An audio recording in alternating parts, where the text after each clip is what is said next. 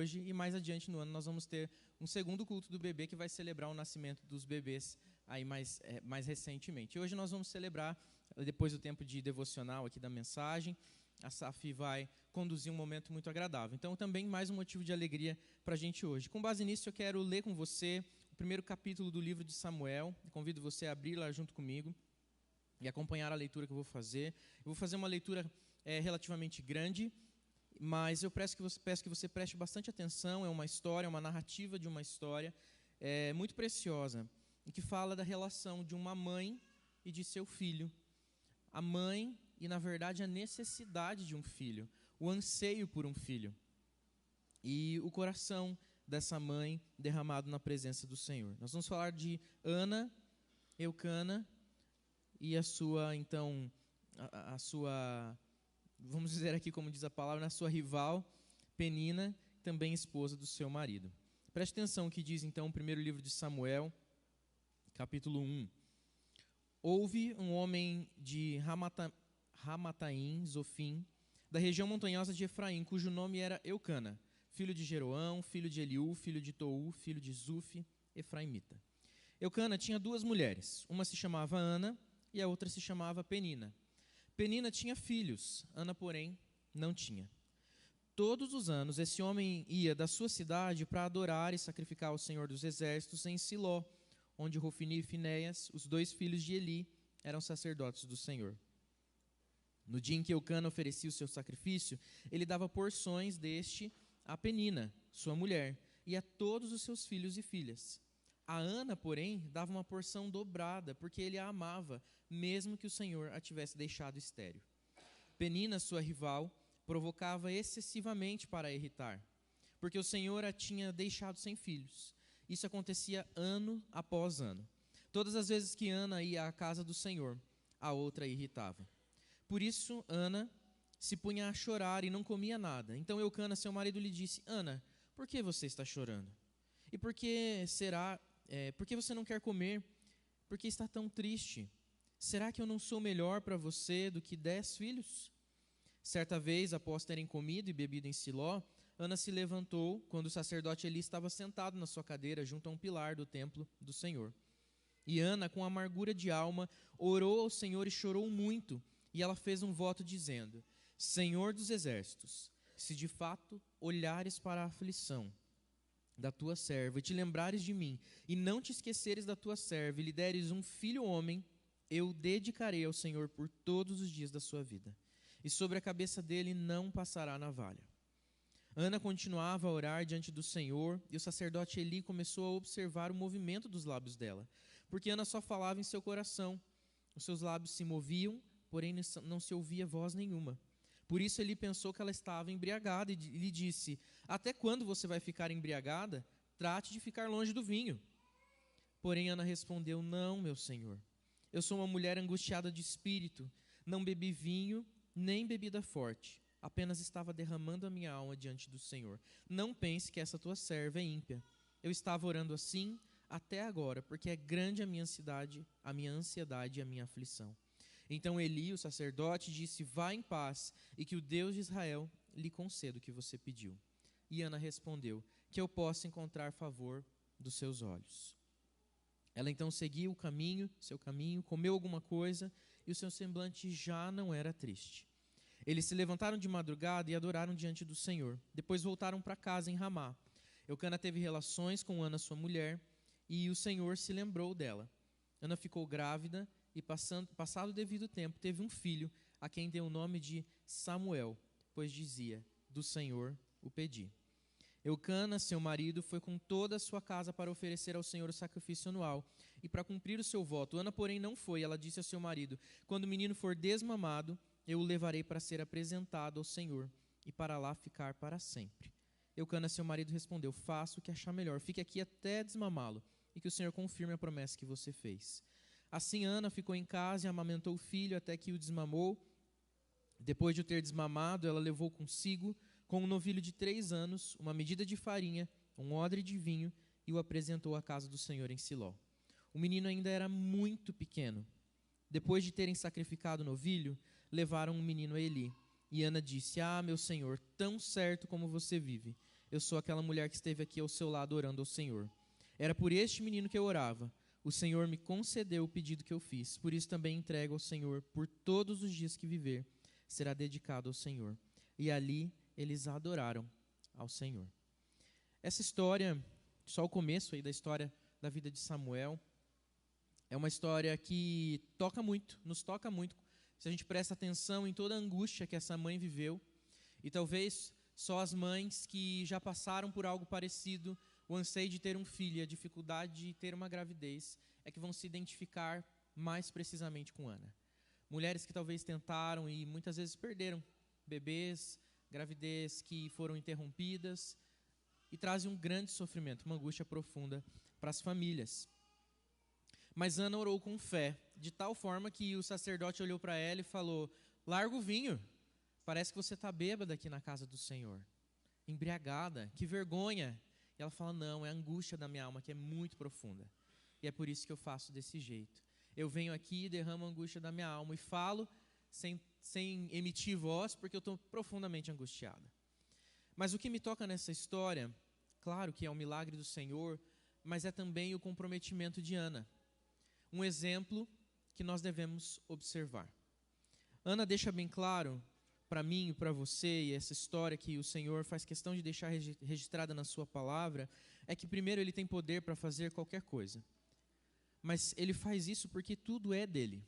O Senhor tem poder para fazer tudo porque foi Ele que criou tudo, foi Ele que organizou tudo, e é Ele que organiza o tempo em que as coisas acontecem, Ele que organiza a forma como essas coisas acontecem. O Senhor não perde nada do seu controle. Mas Ana, sabendo disso, faz um compromisso precioso com o Senhor. Ela não pede ao seu marido por um filho, não pede a ele que tenham relações mais frequentes, ou que ele precise se dedicar mais, ou que ele castigue Penina, mas ela recorre a quem pode ajudar, o Senhor. Quem pode fazer algo, o Senhor. E ela diz: Deus, se o Senhor me conceder, esse filho não é meu, é seu. Fico imaginando então a angústia de alguém que esperou tanto por um filho e ter a coragem de entregá-lo. E o texto é muito claro em dizer que Ana, ela não vai ali naquele primeiro momento, naquele primeiro ano, levar o menino no templo, justamente porque ele era muito novo e ela queria amamentá-lo até o momento em que ele realmente pudesse se alimentar sozinho. E imagino que Samuel devia ter talvez menos do que 2 anos, quando ele é levado então de fato ao templo. E ela entrega não só o filho, mas um bebê na presença do Senhor. E essa ideia de levar o filho ao templo na presença do Senhor não é simbólica, ela é direta, é específica, real. Ela não só levou ele no templo e apresentou ele diante da igreja, e eles oraram e cantaram hinos e cada um voltou para sua casa e ela voltou com seu bebê. Ela deixa Samuel para ser criado pelo profeta Eli e por todos aqueles que trabalhavam no templo. Ela realmente abre mão por completo do seu pequeno bebê. Você, mãe, principalmente as mães que estão aqui com seus bebês, por esse culto, que nós vamos louvar a Deus pela vida desses bebês, consegue imaginar você entregando seu filho pequeno na igreja e fala: pastor, é seu, pode criar. Eu orei, pedi ao Senhor, ele veio, mas agora eu vou deixar aqui. Pode criar para mim, que ele vai ser dedicado ao Senhor. Um ato difícil, separação intensa, mas de entrega total. Hoje o Senhor com certeza não pede que você deixe seu filho aqui, até porque eu nem dou conta de criar, não garanto não. Mas o Senhor continua pedindo que nós entreguemos nossos filhos diante dele. Os filhos nunca foram seus, os meus nunca serão meus o dia que eu estiver, mas eles são sempre do Senhor. A gente consegue falar de mordomia cristã, daquilo que o Senhor nos confia a cuidar, quando a gente fala da natureza, quando a gente fala dos bens, mas a gente tem dificuldade de falar dessa mordomia quando a gente fala dos filhos. Porque os filhos são muito caros para nós, são pessoas, são pedacinhos de nós que andam por aí. Mas o Senhor também nos convida a encarar que a realidade de que os filhos são do Senhor. Nós somos convidados então a gerá-los, a criá-los, a abençoá-los, mas sempre entregá-los nas mãos do Senhor. O futuro do seu filho não está garantido pela sua mão, pela sua boa vontade, pelo grande sonho que você já sonhou, para que ele ou ela seja. Mas ele está garantido, ele só pode estar garantido pelo poder das mãos do Senhor. Se Ana só podia recorrer a Deus para que lhe desse um filho, ela também só podia recorrer a Deus para que esse filho permanecesse sendo vivo, tendo propósito, saúde, cuidado, e é assim para cada um de nós. A alegria de ter um filho pode ser muito grande, mas a alegria maior ainda é dedicá-lo ao Senhor e ver ele crescendo, caminhando na presença de Deus.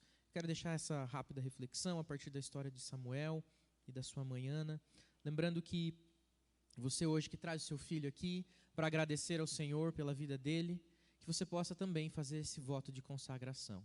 Deus, muito obrigado pela filha, pelo filho ou pelos filhos que você tem me dado. Mas eles não são meus, eles são seus. Mas prove disso no dia a dia também. Prove disso quando você tiver o desejo de controlar a vida do seu filho, tiver o desejo de dizer quem ele tem que ser, o que ele tem que fazer, antes mesmo de perguntar para o Senhor.